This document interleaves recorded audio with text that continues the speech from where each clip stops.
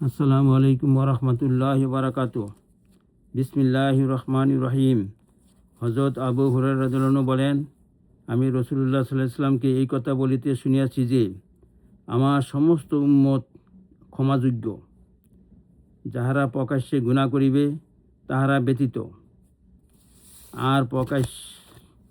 আর প্রকাশ্য গুনাহ করার মধ্যে ইহাও অন্তর্ভুক্ত যে, মানুষ রাত্রিতে কোনো মন্দ কাজ করে, অতঃপর আল্লাহ তাআলা তাহার গুনাহকে পর্দা দ্বারা ঢাকিয়া দিয়াছেন, মানুষের মধ্যে প্রকাশ হইতে দেন নাই।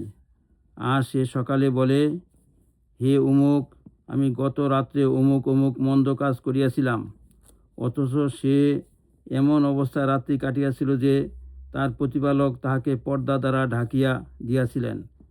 আর সে সকালে ওই পর্দা সরাইতেছে, যাহা দ্বারা রাত্রে আল্লাহ তাআলা তাহাকে ঢাকিয়া দিয়াছিলেন। বুখারী। বিসমিল্লাহির রহমানির রহিম।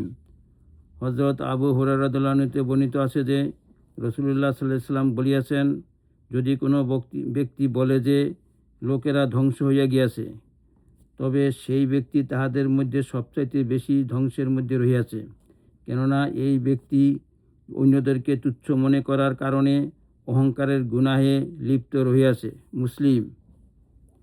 বিসমিল্লাহির রহমানির রহিম।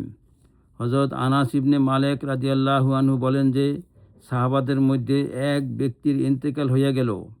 তখন অন্য এক ব্যক্তি মৃত ব্যক্তিকে লক্ষ্য করিয়া বলিল, তোমার জন্য জান্নাতের সুসংবাদ। রাসূলুল্লাহ সাল্লাল্লাহু আলাইহি ওয়াসাল্লাম উক্ত ব্যক্তিকে বলিলেন, এই কথা তুমি কিভাবে বলিতেছ, যখন প্রকৃত অবস্থা তোমার জানা নাই? হইতে পারে এই ব্যক্তি অপ্রয়োজনীয় কোনো কথা বলিয়াছে, অথবা এমন কোনো জিনিসে কৃপণতা করিয়াছে, যাহা দান করিলেও কম হইত না, যেমন এলেম শিক্ষা দেওয়া, কোনো জিনিস ধার দেওয়া, অথবা আল্লাহ তাআলার সন্তুষ্টির পথে মাল খরচ করা, কেননা ইহা এলেম ও মালকে কম করে না। তিরমিজি। ফায়দা।